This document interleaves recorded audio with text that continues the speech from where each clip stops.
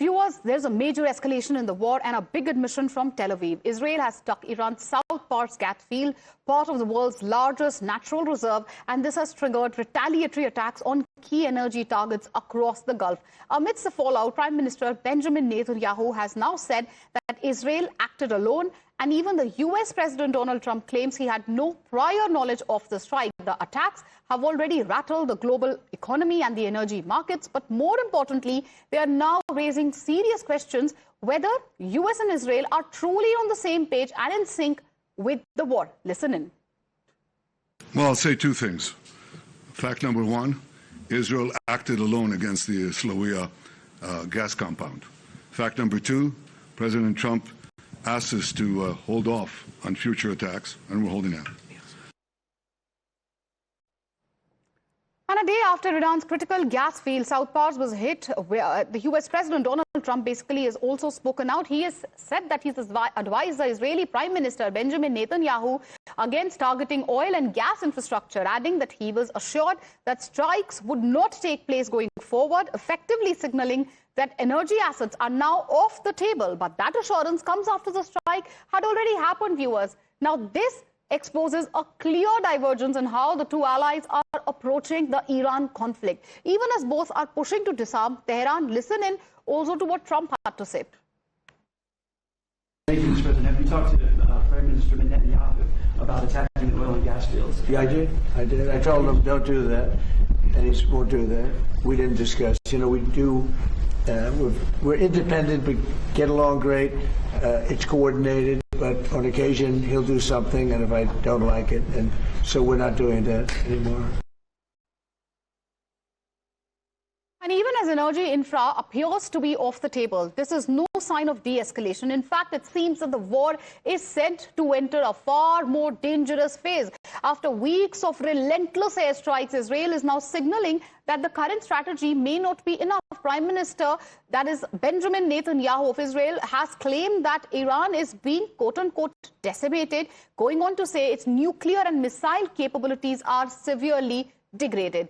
My colleague Mayank is joining us live. He's bringing us all the updates from Tel Aviv. Mayank, we heard what Netanyahu had to say. Netanyahu basically, in a way, absolving Trump, saying that he had no knowledge, prior knowledge that, you know, an energy infra, a gas and fuel hub could be hit. Take us through exactly what Netanyahu had to say, and also bring us up to speed with the ground update as to the missile attacks which are being launched today by Israel. So important point on this, you see, is actually, in a way, PM Benjamin Netanyahu has accepted that it was one-sided attack, which the decision was taken by his side, and now that America has asked to hold such strikes, and he'll be holding it, which definitely means that both sides have always agreed to not hit energy facilities. And in this case, this became a point of discord between the two countries, and Trump and Benjamin Netanyahu had come out in public talking about it.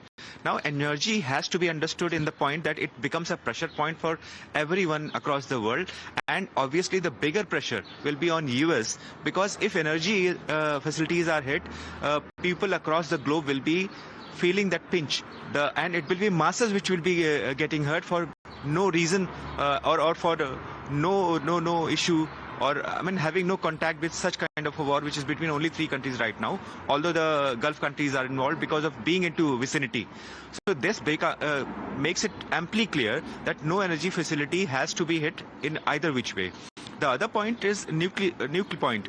Yesterday the talk largely based on one aspect, that PM Benjamin Netanyahu has made 2 important points which we need to talk to to bring out to the viewers. He did not give any schedule to the war which is ending.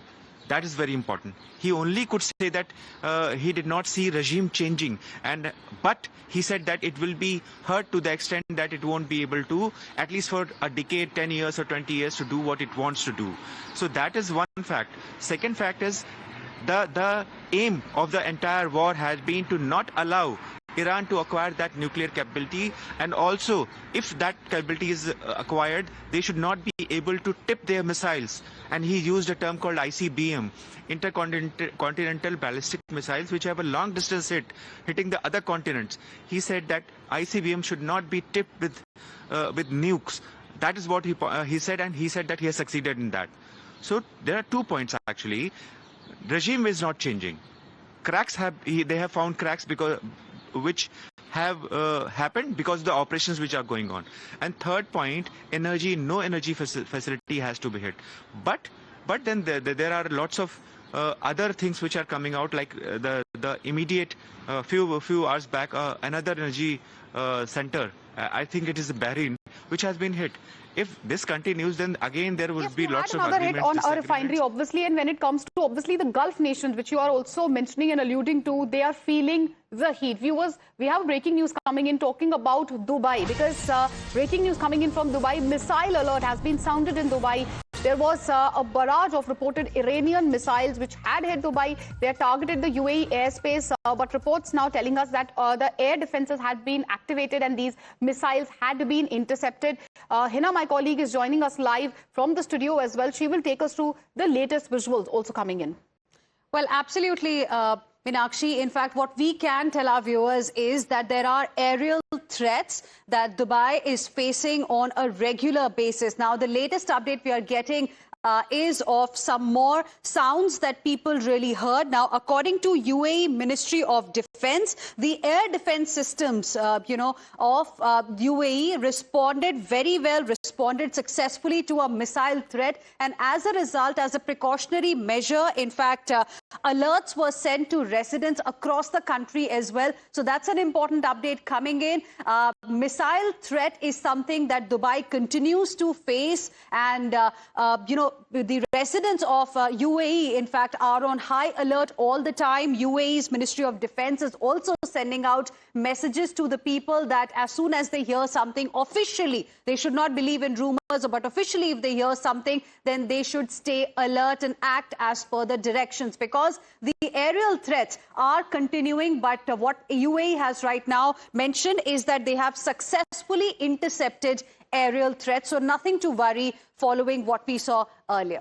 Well, absolutely, and all sides are upping the stakes. We heard and we saw took a look at the visuals as to how there were reported missile attacks are possible on Dubai. Loud blasts were heard. There was smoke, obviously, which was also saying after the mid-air interceptions. We have news coming in from Israel as well.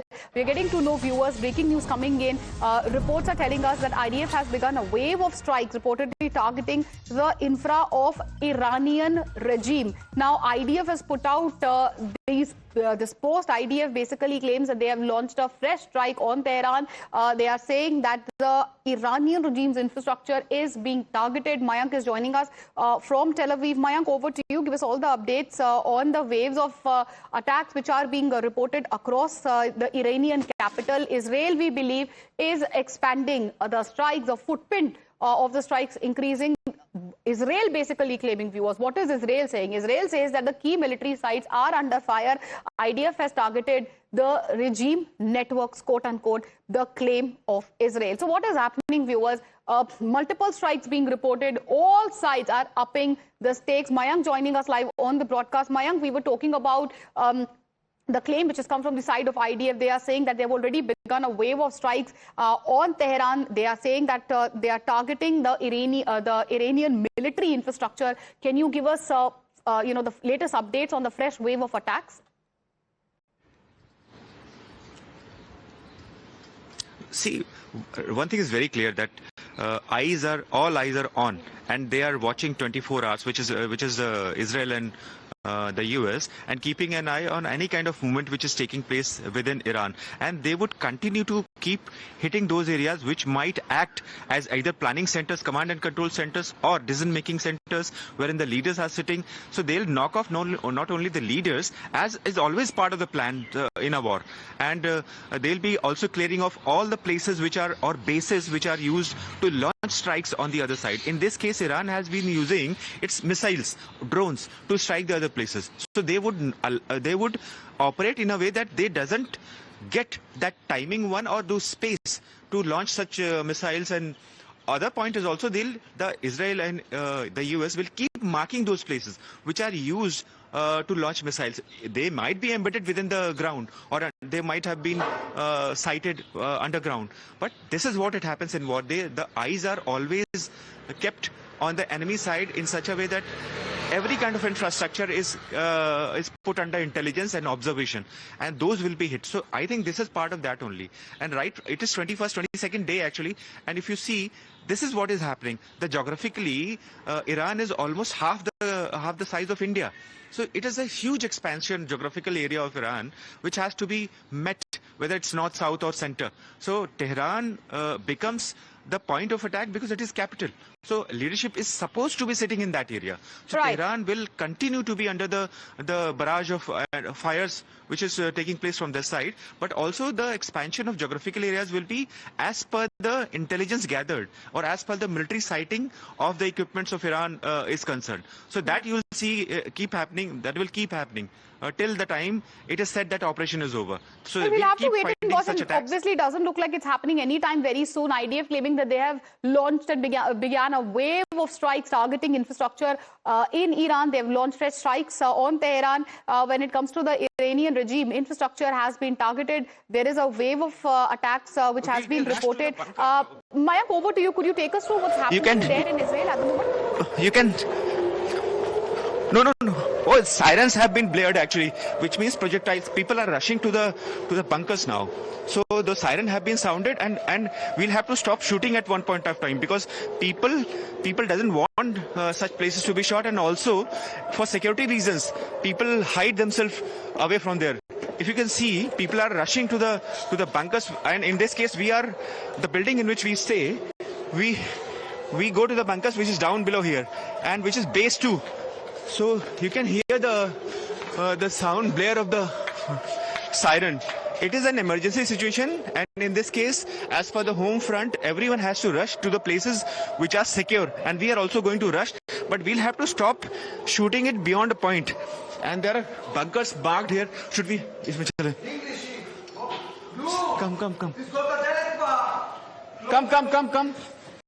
Come.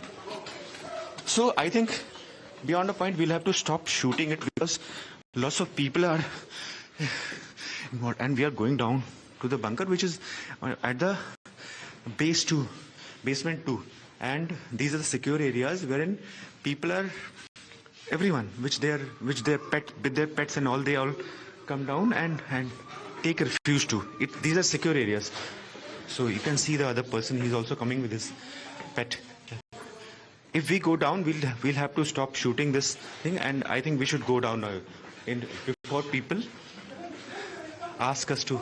All right, ma'am, we understand, and you know, again, there is no pressure. You're obviously bringing us a ground report, and this is a very fast developing situation. So my colleague Mayank obviously reporting from Tel Aviv. While he was reporting live, there were sirens sounded, and he obviously is now headed to a bunker. Mayank, do take care of yourself. Thank you for bringing us all these ground updates. We're slipping into a short commercial break. News and updates on the other side. Please don't go anywhere.